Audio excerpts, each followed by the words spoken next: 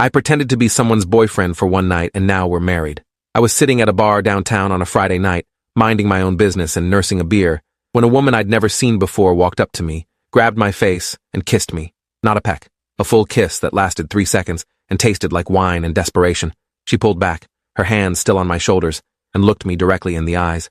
"I'm so sorry," she whispered, "but I need you to play along, please." Before I could ask what the hell was happening, she turned around and smiled at a couple who'd just walked up behind her. "Mom, Dad, this is my boyfriend, the one I've been telling you about." Her mother was a stern-looking woman in a blazer who looked me up and down like she was calculating my net worth. Her father was tall and broad-shouldered, wearing an expression that said he was ready to interrogate me about my intentions. I should have said something. I should have told them this was clearly a mistake, that I'd never met their daughter before, that I was just a random guy at a bar who'd been ambushed by a kiss. Instead, I heard myself say, "Nice to finally meet you both. She's told me so much about you." The woman's grip on my shoulder tightened in what I assumed was gratitude. Her mother's expression didn't change. "Interesting. She hasn't told us anything about you? Not your name, not what you do, not how you met? Nothing. That's because I wanted it to be a surprise," the woman said quickly. "I knew you'd be in town this week and I wanted you to meet him in person rather than just hearing about him over the phone." Her father crossed his arms. "And your name is?" I looked at the woman. She looked back at me with eyes that were equal parts pleading and panicked. We hadn't discussed a single detail of this fake relationship, and now I was supposed to have a name that matched whatever story she'd invented. "Andrew," I said, picking the first name that came to mind. "Andrew Fletcher." "And what do you do, Andrew?" her mother asked. "I'm in software development. Web applications, mostly." That part was actually true. The woman seemed to relax slightly. "How did you two meet?" her father asked. The woman jumped in before I could answer. "At a coffee shop, 3 months ago. I spilled my latte all over his laptop and felt terrible, so I insisted on buying him a new drink. We got to talking and—" She trailed off, looking at me to finish. "And I asked for her number before she could leave," I continued.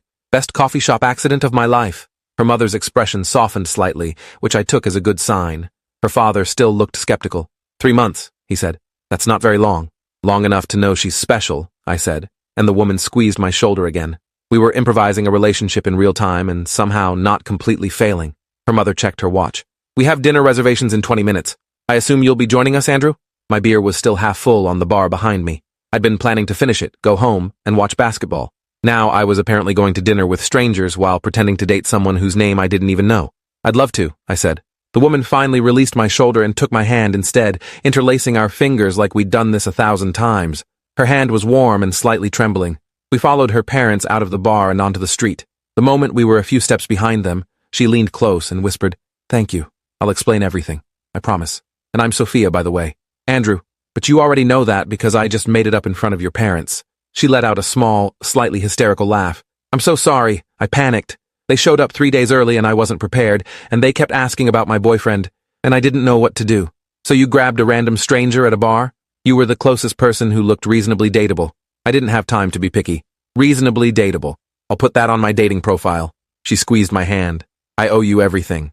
Dinner is on me. And after tonight, you never have to see me again." We arrived at an Italian restaurant 3 blocks away.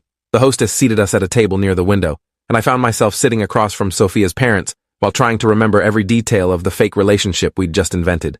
3 months. Coffee shop. Spilled latte. Her name was Sophia. My name was Andrew, which was actually my real name, so at least I wouldn't forget that part. The waiter came and took drink orders. Sophia's father ordered scotch. Her mother ordered white wine. Sophia ordered red wine and looked like she wanted to drink the entire bottle. I ordered another beer and tried to look relaxed. "So, Andrew," Sophia's mother began once the waiter left, "tell us about yourself. Where did you grow up?" "Illinois, small town outside Chicago. Moved here for college and stayed for work." All true. I was accidentally being honest, which made the lying easier. "And your family?" "Parents are still in Illinois. One sister, younger, she's a teacher." Also true. This was the easiest fake relationship I'd ever been in. "Do you see them often?" Sophia's father asked. "Few times a year, holidays mostly. We video call regularly, though." Sophia was watching me with an expression I couldn't read. Grateful, maybe, but also curious, like she was learning about the person she was supposedly dating. "What about your intentions with our daughter?" her father asked bluntly. Sophia choked on her water. "Dad, we've been dating for 3 months. Can we not do the interrogation thing right now?" "I think it's a fair question," her mother said. "You've been very secretive about this relationship. We're just trying to understand what's happening." I could feel Sophia tensing beside me. This was the moment where I could bail, make an excuse, end this charade before it went any further. Instead, I reached under the table and found her hand, the same way she'd grabbed mine outside the bar. My intentions are to make her happy, I said. That's it. That's all I'm focused on right now. Sophia's hand tightened around mine. Her father studied me for a long moment, then nodded slightly. Good answer. The waiter returned with our drinks and took our dinner orders. The conversation shifted to safer topics. Sophia's mother talked about their flight in and their hotel. Her father asked about my job in more detail, and I explained web development in a way that made it sound more interesting than it actually was. Sophia jumped in occasionally with comments that suggested she knew things about my work, my habits, my life. She was good at this, better than I was. She referenced a fictional movie we'd seen together last week. She mentioned a restaurant we'd tried that had terrible service but amazing food. She built an entire relationship out of nothing, and I followed her lead, adding details that made sense, that felt real. By the time our entrees arrived, I almost believed we'd been dating for 3 months. Her parents had relaxed considerably. Her mother even smiled when Sophia told a story about me supposedly trying to cook dinner for her and nearly setting off the smoke alarm. He's better at ordering takeout, Sophia said, squeezing my hand above the table now. Much better. Everyone has their strengths, I said. Her father actually laughed. Halfway through dinner, Sophia's phone rang. She glanced at the screen and her face went pale. Excuse me, I need to take this. She stood up and walked toward the restaurant entrance. Her mother watched her go with concern. Is everything all right? I'm sure it's fine, I said, though I had no idea. I was flying blind through this entire evening. Her father leaned forward. Andrew, can I be honest with you? Of course. Sophia has had a difficult year. The breakup with her previous boyfriend was hard on her. We worry about her. She doesn't always make the best choices. I nodded, unsure what to say. I didn't know anything about her previous boyfriend or her difficult year. But tonight, her mother added, seeing her with you, she seems lighter, happier. I don't know what you're doing, but keep doing it. The weight of their words settled on me. They genuinely cared about their daughter. They wanted her to be happy. And here I was, helping her lie to them. Sophia returned a few minutes later, her expression carefully neutral. Everything okay? I asked. Fine, just work stuff. But her hand was shaking when she picked up her wine glass. Something had rattled her with that phone call. After dinner, her parents announced they were heading back to their hotel. They had an early morning tomorrow and wanted to rest. Sophia's mother hugged her goodbye, then surprised me by hugging me too. It was lovely to meet you, Andrew. I'm glad Sophia has someone who makes her happy. Her father shook my hand with a grip that was slightly too firm. Take care of her. I will. They left, and suddenly it was just Sophia and me standing on the sidewalk outside the restaurant. The performance was over. The curtain had closed. We were just two strangers again. I can't believe we pulled that off, Sophia said. She was still holding my hand, though I wasn't sure if she'd noticed. Your parents are terrifying. I know. I'm sorry you had to deal with that. Why did you need a fake boyfriend? I asked. What was so bad about telling them the truth? She let go of my hand and wrapped her arms around herself. The truth is, I broke up with my actual boyfriend 2 months ago, and I didn't tell them. They loved him. They thought we were getting married. When they asked about him on the phone last week, I panicked and said we were still together. So you invented a new boyfriend instead of just telling them you broke up? When you say it like that, it sounds insane. Because it is insane. She laughed, a real laugh that made her eyes crinkle. I know it's crazy. But they were so excited about visiting and meeting him, and I couldn't deal with disappointing them again. I disappoint them a lot. There was something in her voice that made me think this went deeper than just a breakup. Again? I asked. She looked away. I dropped out of law school last year. They were not thrilled. Then I quit my corporate job to freelance as a graphic designer, which they also hated. Then the boyfriend they actually approved of dumped me because I wasn't ambitious enough. So yeah, I have a track record of letting them down. Sounds like you have a track record of making choices for yourself instead of for them. She looked back at me, surprised. That's actually a nice way to put it. We stood there for a moment, traffic passing by, the restaurant noise muffled behind us. Who called you during dinner? I asked. She hesitated. My ex, the one my parents think I'm still dating. What did he want? To tell me he's engaged. To someone he met 6 weeks ago. He wanted me to hear it from him before I saw it on social media. The pieces clicked together. So he dumps you for not being ambitious enough, then gets engaged to someone else 2 months later. Apparently she's a corporate attorney, very ambitious, very approved of by everyone's parents. Her voice cracked slightly. I'm sorry, I said. That's awful timing. Timing has never been my strong suit. She pulled out her phone and checked the time. I should let you go.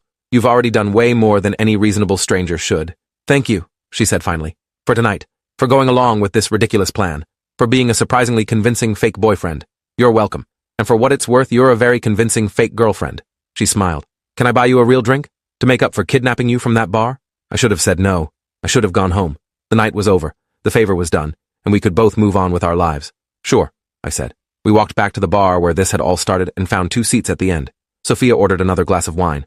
I got another beer. So, I said, tell me about the real Sophia. The one who isn't making up stories for her parents. She took a long sip of wine. The real Sophia is a mess. She's 28, lives in a studio apartment with too many plants, and spends most of her time designing logos for startups that never take off. She has commitment issues and anxiety, and a tendency to catastrophize everything. Sounds pretty normal to me. What about the real Andrew? Who is he when he's not pretending to be someone's boyfriend? I thought about it. The real Andrew is 30, works from home most days, and hasn't been on a date in 6 months because he's terrible at dating apps, and even worse at meeting people in person.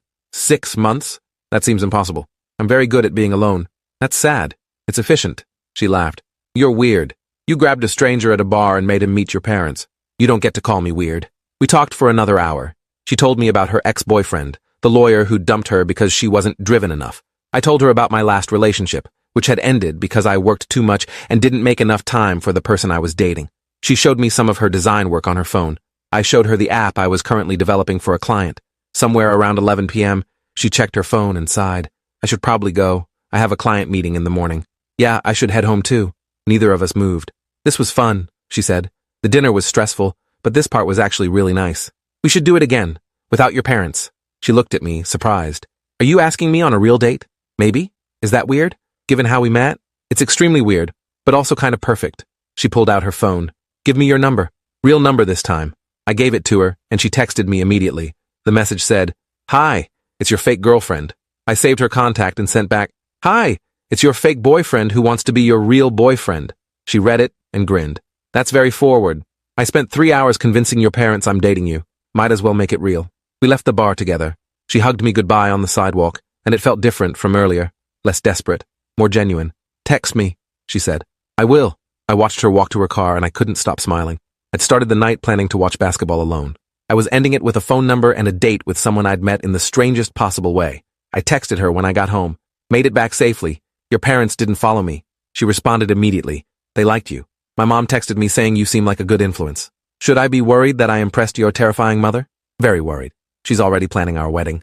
I laughed out loud in my empty apartment. We texted for another hour before finally saying goodnight. The next morning, I woke up to a message from Sophia. Coffee? I promise not to spill it on your laptop this time.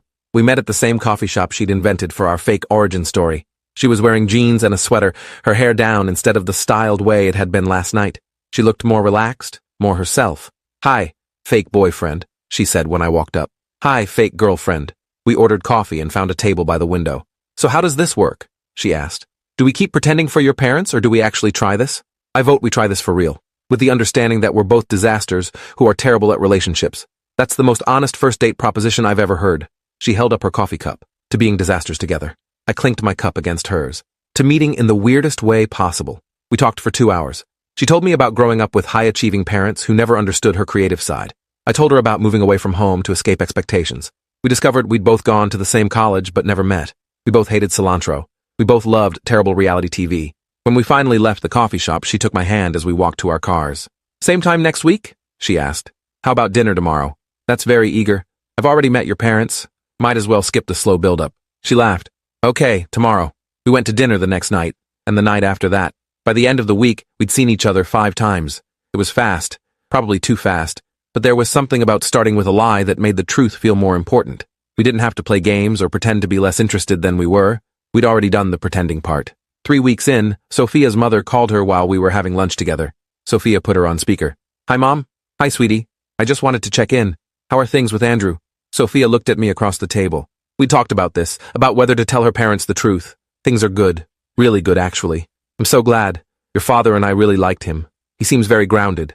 He is. When are we going to see you two again? Sophia hesitated. Actually, Mom, there's something I need to tell you. I reached across the table and took her hand. The night you met Andrew, that wasn't exactly how I described it. Her mother was quiet for a moment. What do you mean? We hadn't been dating for 3 months. We'd actually just met that night. I panicked when you showed up early and I grabbed him at the bar and asked him to pretend to be my boyfriend. The silence on the other end lasted so long I thought the call had dropped. Mom, you lied to us? Yes. I'm sorry, I didn't know what else to do. So this Andrew, he's not even your real boyfriend? Sophia looked at me. He wasn't then, but he is now. We started actually dating after that night. I don't understand. Why would you do something like that? Sophia's eyes filled with tears. Because I was embarrassed. Because I knew you were disappointed about the breakup with David. Because I'm tired of feeling like I'm failing at everything. Her mother sighed heavily. Sophia, we've never thought you were failing. You didn't approve of me leaving law school. You You didn't like me quitting my job. We worried about you. That's not the same as being disappointed. Her mother paused. But lying to us, bringing a stranger to dinner and making us believe he was someone important to you, that crosses a line. I know. I'm sorry. Is he still there? This Andrew? Yes, I'm here, I said. Can I say something? Go ahead. I squeezed Sophia's hand. What she did was impulsive and not well thought out, but her reasons for doing it came from a good place. She loves you both, and she didn't want to disappoint you. And for what it's worth, I'm glad she grabbed me that night, because she's amazing, and I wouldn't have met her otherwise. Another long pause. Then, you really are dating now? This isn't another story? We're really dating, Sophia said. I promise. Well, her mother said slowly, I suppose the unconventional meeting makes for a better story than a coffee shop. Sophia let out a surprised laugh. You're not mad? I'm processing. Your father will have thoughts when I tell him. But no, I'm not mad. Confused? Yes. Mad? No. They talked for a few more minutes before hanging up. Sophia put her phone down and looked at me. I can't believe I just told her the truth. How do you feel? Terrified. Relieved. Like I might throw up. All reasonable responses. She laughed. Thank you for backing me up. That's what real boyfriends do. Her phone buzzed with a text from her father. Your mother just told me everything. We need to discuss boundaries and honesty, but I'll admit it takes courage to grab a stranger and ask them to meet your parents. You inherited that from me? Sophia showed me the message. My dad made a joke. That's his way of saying I'm forgiven. Over the next few months, we fell into a relationship that felt both new and familiar. We'd started with the pressure of a fake 3-month relationship, so the real one felt easier by comparison. No pretending. No games. Just two people who'd met in the strangest way and decided to see where it went. Her parents came to visit again 3 months after that first dinner. This time there was no lying, no pretending. Just an actual relationship with actual history. At dinner, her father asked me, So, Andrew, looking back, would you have done anything differently that first night? I thought about it. I probably should have asked more questions before agreeing to meet you. But no, I wouldn't change anything. It worked out. That it did, he said, raising his glass. Her mother asked Sophia the same question. Would you grab a stranger at a bar again if you could go back? Sophia looked at me and smiled. Only if I knew it would be him. 6 months after we started dating, we moved in together. Her studio apartment was too small for both of us and all her plants, so we found a 2-bedroom that fit us both. My parents flew in to help us move and to meet Sophia. My mom pulled me aside while we were unpacking boxes. She's wonderful. I like her. I like her too. How did you two meet again? You were vague on the phone. I told her the truth. The whole story. From the kiss at the bar to the dinner with her parents, to how it all became real. My mom laughed so hard she cried. That's the most ridiculous meet cute I've ever heard. I know. You're going to have to tell that story at your wedding. We're not engaged yet, Mom. She gave me a look. Yet. She was right, of course. I knew within the first few weeks that Sophia was different. That this was different. 1 year after the night at the bar, I took Sophia back to that same spot where she'd first kissed me. The bartender who'd been working that night was there again. I'd called ahead to arrange things. What are we doing here? Sophia asked, recreating our origin story. Except this time I'm the one who's going to surprise you. I got down on one knee right there in the bar. People turned to look. The bartender was recording on my phone like I'd asked. Sophia, a year ago you grabbed me at this bar and made me pretend to be your boyfriend. You dragged me to dinner with your parents and made me lie about how we met and created this whole fake relationship out of nothing. She was already crying. And somehow that fake relationship became the most real thing in my life. So I'm asking you now, in the place where this all started, will you make this permanent? Will you marry me? She didn't even let me finish before she said yes. The bar erupted in applause. The bartender handed me my phone with the video. Sophia pulled me up and kissed me the same way she had that first night. Desperate and real and perfect. The engagement brought a new challenge, planning a wedding while explaining to every vendor how we met. So you grabbed him at a bar and made him meet your parents? Our wedding planner asked, trying not to laugh. Basically, Sophia said. And then you actually started dating? We figured we'd already done the hard part. Might as well make it real. The planner shook her head, smiling. That's either the most romantic or most insane thing I've ever heard. Can't it be both? I asked. For our engagement photos, we went back to that bar. The photographer had us recreate the moment Sophia grabbed me, complete with the shocked expression on my face. These are going to be interesting wedding photos, the photographer said. Good, Sophia replied. Normal is overrated. We sent the engagement announcement to friends and family with one of those photos and a caption that read, started with a lie, ended with a yes. My college roommate called me immediately. Dude, this is the girl from the bar story? You're actually marrying her? I am. That's insane. I know. I love it. Can I tell that story at your wedding? Everyone's going to tell that story at my wedding. And they did.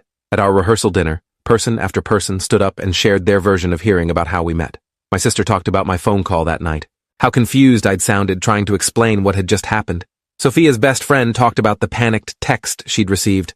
I just grabbed a random guy at a bar and made him meet my parents. What is wrong with me? Her parents gave a joint speech about how skeptical they'd been, how betrayed they'd felt when they learned the truth, but how glad they were that Sophia's impulsive decision had led to something real. We've learned that sometimes the path to happiness isn't straightforward, her mother said. Sometimes it involves lying to your parents and grabbing strangers at bars.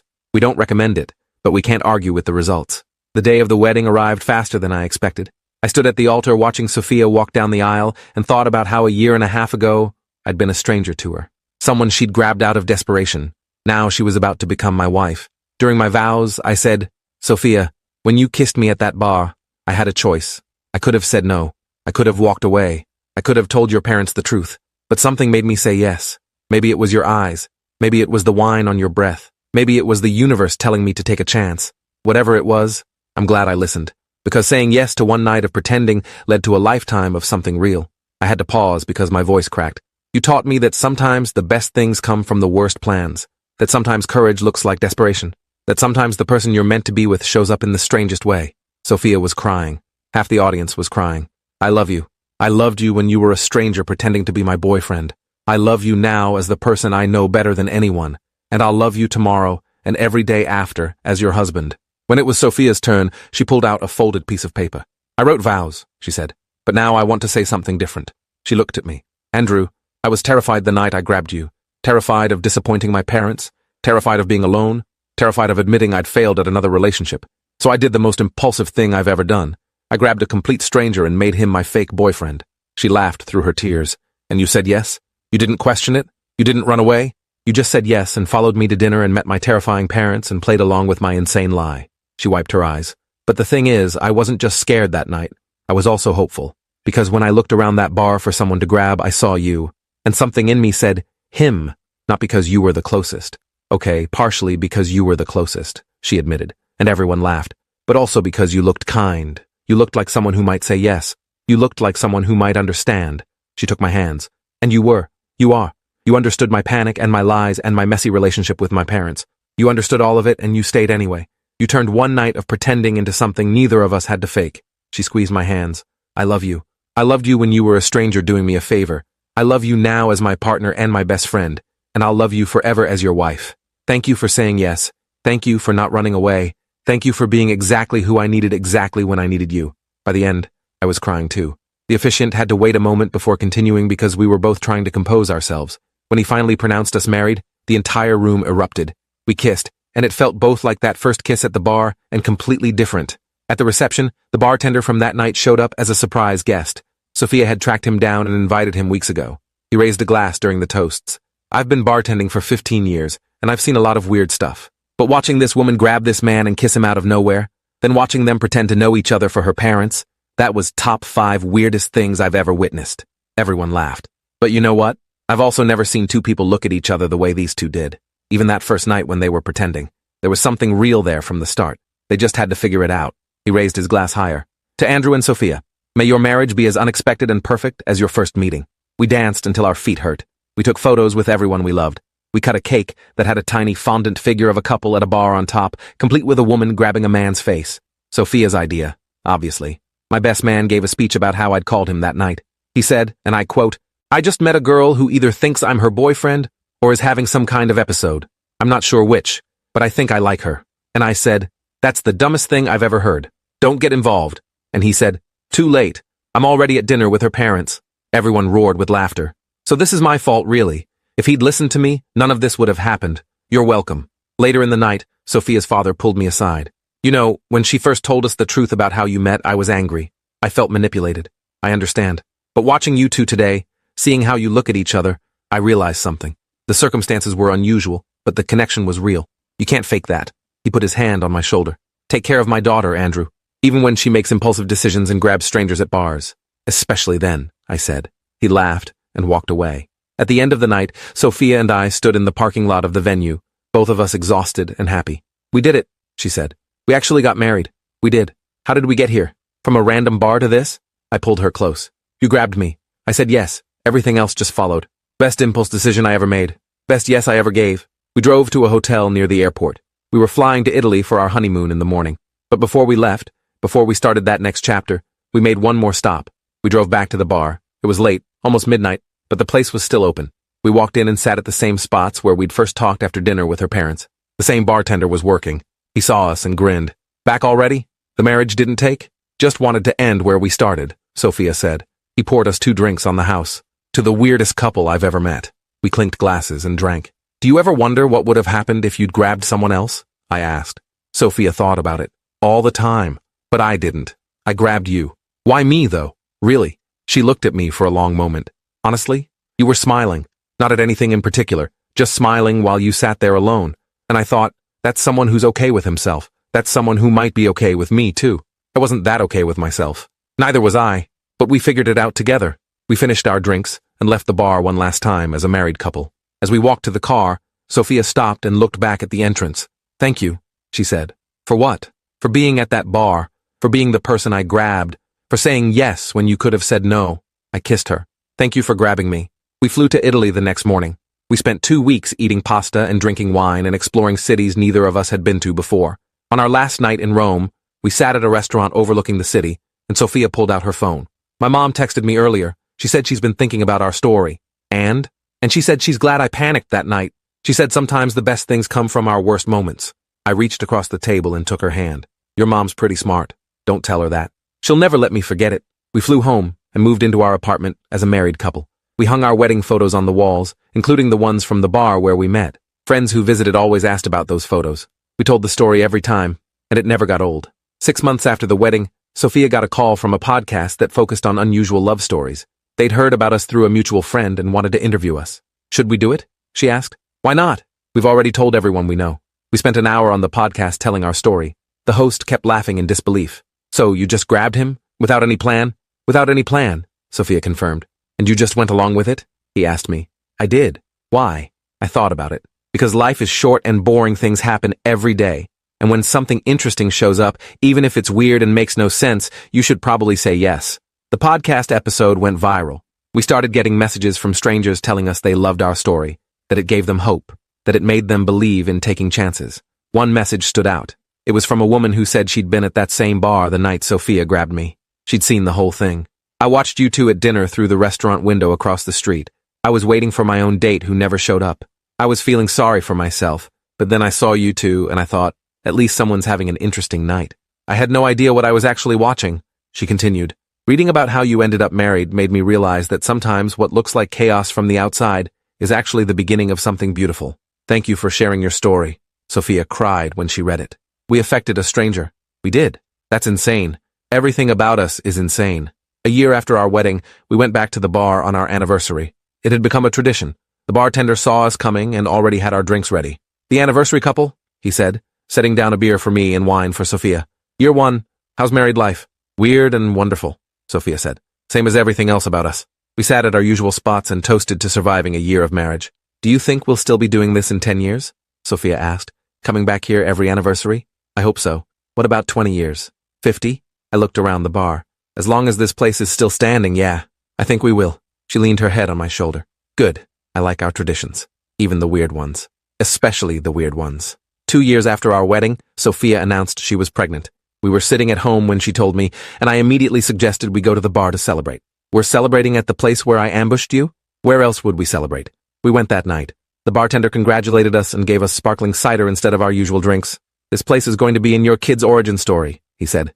How do you feel about that? Proud, Sophia said. Our kid is going to have the weirdest how did mom and dad meet story of anyone in their class. When our daughter was born, we named her Grace. Not after anyone in particular, just because we liked it, but also because Grace felt like the right word for what had happened to us. Grace for Sophia's impulsive decision. Grace for my willingness to say yes. Grace for everything that followed. We brought Grace to the bar when she was 3 months old. The bartender took a photo of the 3 of us sitting in the same spots where Sophia and I had first talked. This is going up on the wall, he said. You two are officially bar legends. When Grace was old enough to ask how we met, we told her the truth. The whole story, nothing left out. She listened with wide eyes. Mommy grabbed a stranger? Mommy grabbed Daddy, Sophia corrected. But yes, technically a stranger at the time. That's silly? It is silly, I agreed. But it worked out. As Grace grew up, she loved hearing the story. She'd ask us to tell it at bedtime, adding more questions each time. What if Daddy said no? Then I would have had to grab someone else. What if nobody said yes? Then I would have had to tell Grandma and Grandpa the truth. Would that have been bad? Sophia and I exchanged a look. It would have been honest, I said, which is usually better than lying, even if it's scarier. When Grace was 7, she had to do a project for school about her family. She insisted on including the story of how we met, complete with illustrations she drew of Sophia grabbing my face at the bar. Her teacher called us in for a parent conference. Grace's project was unique, she said carefully. She says you two met because her mother grabbed you at a bar and made you meet her grandparents? That's accurate, Sophia said. The teacher didn't quite know how to respond. It's unconventional. That's one word for it, I said. But it's the truth. We tell Grace honest stories, even the weird ones. The teacher smiled. Well, it certainly made for the most memorable presentation. The other kids couldn't stop talking about it. Grace beamed with pride. On our 10th anniversary, we went back to the bar as usual, but this time we brought Grace with us. She was 8 years old and so excited to see the place where her parents met. This is it? She asked, looking around. I thought it would be fancier. It's a bar, sweetheart, Sophia said. They're not usually fancy. The bartender, who'd been working there all 10 years we'd been coming back, made Grace a Shirley Temple. Your parents are the best love story I've ever seen, he told her. And I've seen a lot of people meet at this bar. They're weird, Grace said matter-of-factly. The best people usually are. We sat at our usual spots, Grace between us, and toasted to 10 years. I can't believe it's been a decade, Sophia said. Feels like yesterday and forever ago at the same time. Do you regret it? I asked. Grabbing a stranger? Never. Best worst decision I ever made. Grace tugged on my sleeve. Daddy, will you tell me the story again? We just told you this morning. I know, but I want to hear it here, where it happened. So we told the story again, sitting in the exact place where it began, about panic and impulse and saying yes to something strange, about a fake relationship becoming real, about taking chances and finding love in unexpected places. When we finished, Grace said, I'm glad Mommy grabbed you. Me too, kid. Me too.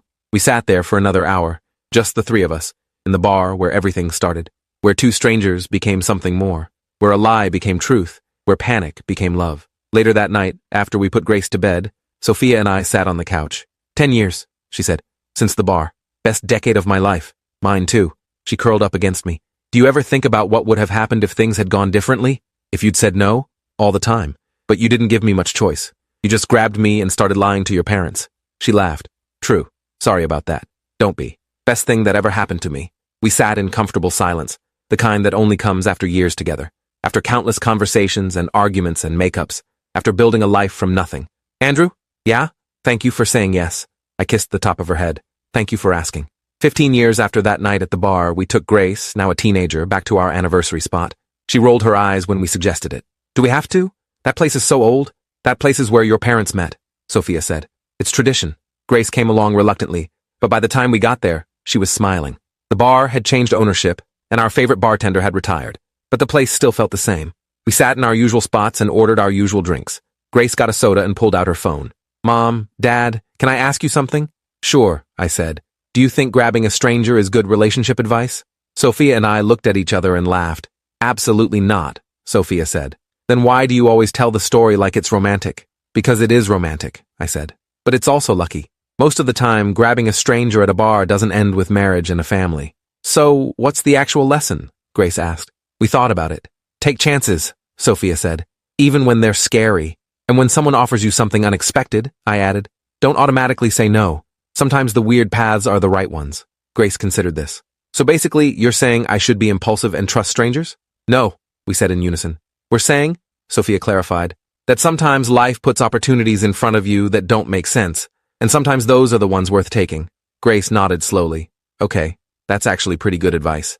We finished our drinks and left the bar. On the way to the car, Grace said, you know, when I'm older and I meet someone, I'm going to have to come up with a way better story than we met on a dating app. Or, Sophia suggested, you could just be honest about however it happens. That's usually the best story anyway. Even if it's boring. Nothing real is boring, I said. 20 years after the night at the bar, Sophia and I went back alone. Grace was in college, living her own life, making her own stories.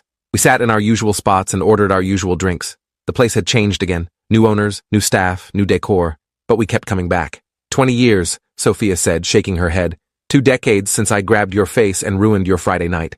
Best ruined Friday night of my life. She took my hand across the bar. Do you think we'd have met any other way? If I hadn't grabbed you? I don't know. Maybe. Maybe not. I like to think we would have. That somehow, some way, we were supposed to find each other. Maybe, I said. Or maybe you got really lucky grabbing a stranger who happened to be single and willing to go along with your insane plan. Luck, fate, whatever. I'll take it. We sat in comfortable silence, watching other people come and go. Young couples on dates, friends meeting for drinks, strangers who might become something more. Andrew? Yeah? If I could go back and do it differently, I wouldn't change a thing. Not even the lying to your parents part? Not even that, 'cause it gave us this. All of it. I squeezed her hand. Me neither. We finished our drinks and left the bar one more time. As we walked to the car, Sophia looked back at the entrance. Same time next year? She asked. Always, I said. And we kept that promise. Every year, every anniversary, we went back. Back to the place where two strangers became something more. Where pretending became real. Where one impulsive decision changed everything. I pretended to be someone's boyfriend for one night. And now, decades later, I'm still her husband. Still saying yes. Still grateful she grabbed me at that bar. Still living the best unexpected life I could have imagined. If you enjoyed this, you'll definitely want to see the next ones too. So subscribe now and let me know your take in the comments.